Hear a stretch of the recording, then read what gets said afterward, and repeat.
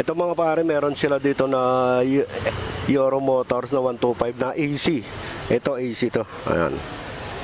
Sa mga 125. AC 125, ayan, AC yan. Dito sa harap, ganito din.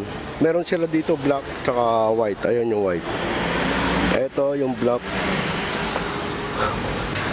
Makikita natin dito, nandito yung pinaka daytime running light. Daytime running light niya nandito sa taas. Tapos pati yung signal light. Ayan yung signal light. Ito yung ilaw. Tapos yung mags niya may kulay gold talaga yung mags niya. Dito sa gilid may kombi siya na puti at saka black. May nakalagay siya na Euro Motor 125. Ayan. Ito yung AZ 125 ng Euro Motors. Tapos ito yung switch niya. Ito yung pinaka switch. Yung maliit lang yung sa pinaka panel board. Pero pinaganda nito naman yung pinaka husky dito ng sa board niya.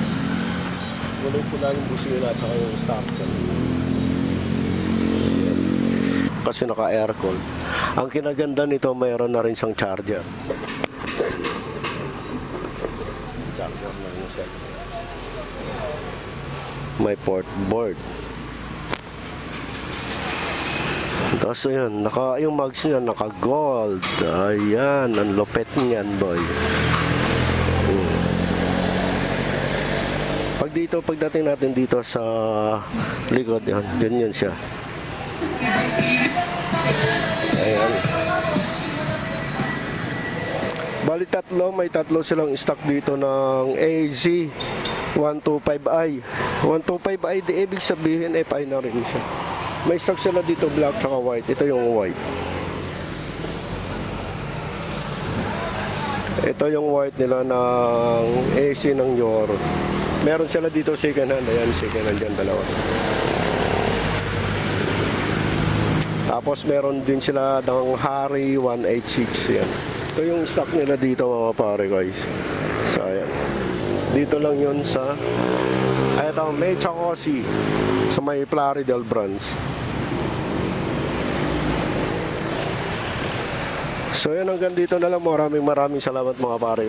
Kung nagustuhan nyo itong video na to, pwede nyo paki-like, paki-share, tsaka paki-subscribe na rin. Kung gusto nyo kumuha ng mga Michikokoshi ng SYM Euro Motors, punta lang kayo sa Michikokoshi store. Mababang halaga lang, mababang down lang yung meron sila. Maraming salamat. So hanggang dito lang. Peace out.